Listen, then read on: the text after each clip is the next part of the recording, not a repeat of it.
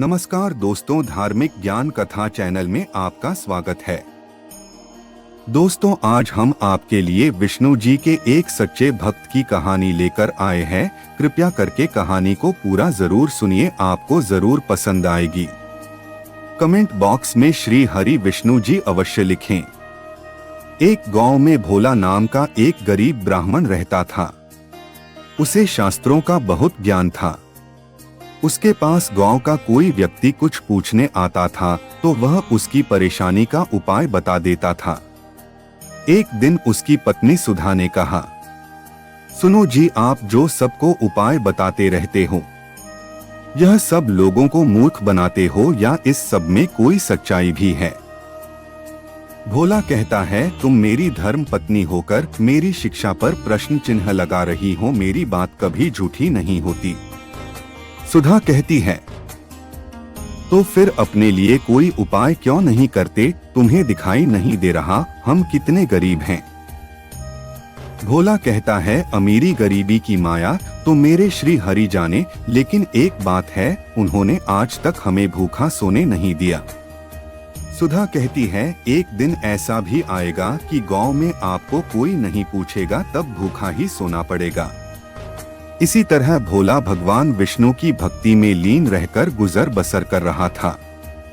तभी एक दिन उसके पास एक सेठ जी आए। उन्होंने कहा, सेठ जी बोले, भोला, मेरे पास बहुत पैसा है लेकिन सुख भोगने के लिए संतान नहीं है।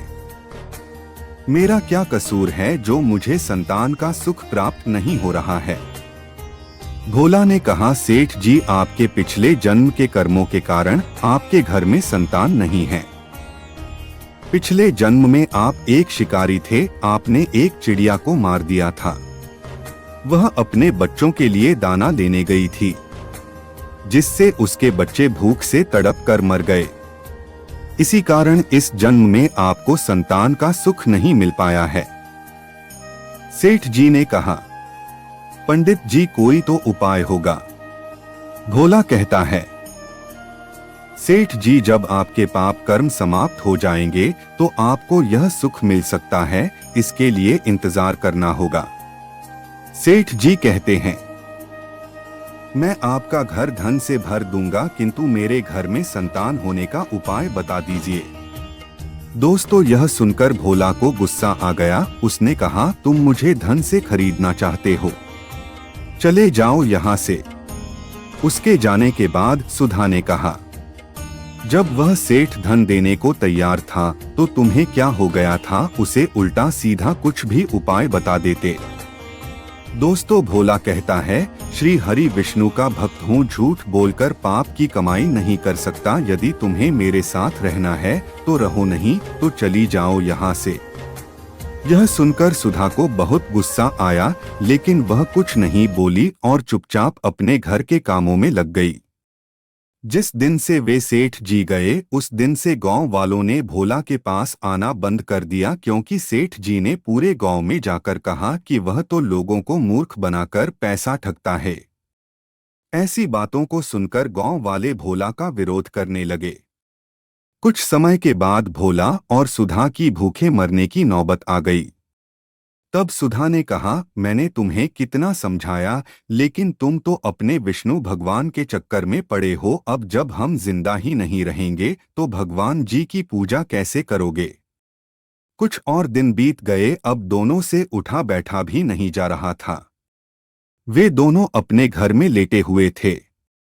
दोस्तों, सुधा कहती है, लगता है मरने का समय आ गया है।